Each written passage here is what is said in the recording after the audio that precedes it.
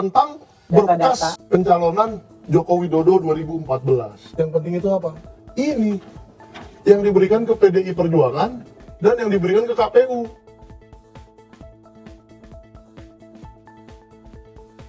Publik kembali diguncang kabar mengejutkan.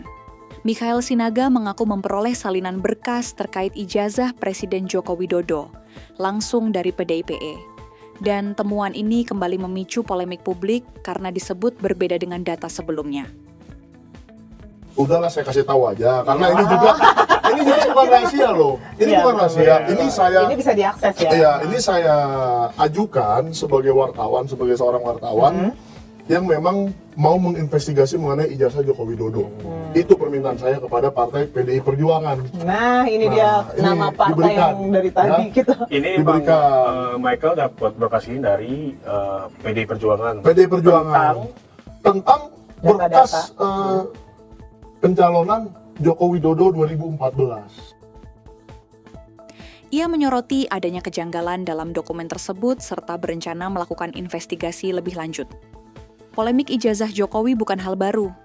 Sejak lama isu ini menjadi bahan perdebatan sengit di ruang publik.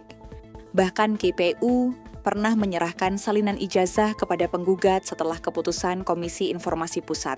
Kini, dengan temuan Mikhail, isu ini kembali panas dan berpotensi memengaruhi opini masyarakat.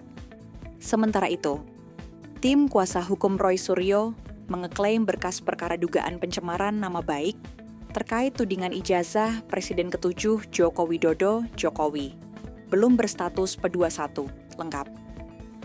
Mereka menilai perkara tersebut telah gugur secara administrasi hukum karena diduga melampaui batas waktu penyidikan tambahan yang diatur dalam ketentuan hukum acara pidana. Kalau kita lihat perjalanan berkas perkara ini, sebenarnya kalau menurut hukum perkara ini sudah gugur secara administrasi hukum, kata anggota tim kuasa hukum Roy Suryo, Abdul Ghafur Sangaji. Dia menekankan, yang dipersoalkan pihaknya bukanlah kekuatan alat bukti, saksi, maupun keterangan ahli yang diajukan dalam perkara tersebut. Menurut Ghafur, dari sisi prosedur dan aspek formil, perkara itu sudah tidak layak untuk dibawa ke persidangan. Ghafur menjelaskan, berkas perkara pertama kali dikirim ke Kejaksaan pada 13 Januari 2026. Setelah itu, Kejaksaan menerbitkan P18 pada 20 Januari dan P19 pada 26 Januari. Selanjutnya, berkas kembali dikirim pada 17 April 2026. Menurut Ghafur, rentang waktu tersebut telah melampaui batas penyidikan tambahan yang diatur dalam ketentuan hukum acara pidana. Kalau kita hitung dari tanggal 17 April sampai kemudian tanggal 2 Juni itu berarti perjalanannya sudah 46 hari. Sementara berdasarkan ketentuan Undang-Undang dan Pedoman Jaksa Agung Nomor 1 Tahun 2026, penyidikan tambahan berdasarkan petunjuk P19 itu hanya 14 hari katanya. Dia berpendapat, apabila tenggat tersebut terlampaui, maka surat pemberitahuan dimulainya penyidikan, SPDPE, dan berkas perkara seharusnya dikembalikan. Ketika itu dikembalikan berarti perkara tersebut tidak bisa lagi dituntut di persidangan oleh jaksa penuntut umum.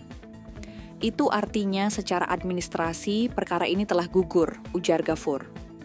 Selain itu, Ghafur mempertanyakan lamanya penanganan perkara yang menurutnya hanya berkaitan dengan satu dokumen ijazah.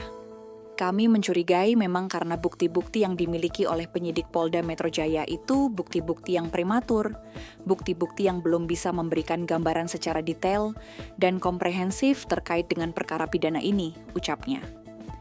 Dia mengatakan, pernyataan Direktorat Reserse Kriminal Umum Polda Metro Jaya beberapa waktu lalu belum dapat dijadikan dasar untuk menyimpulkan berkas perkara telah dinyatakan lengkap oleh Kejaksaan. Menurut Ghafur, status P21 harus dibuktikan melalui surat resmi yang diterbitkan Kejaksaan, bukan melalui pernyataan lisan. Jadi P21 itu adalah bukti suatu perkara telah dinyatakan lengkap. Kalau belum ada P21, bagaimana status berkas perkaranya? Ia belum bisa dinyatakan lengkap secara formil hukum, ujarnya.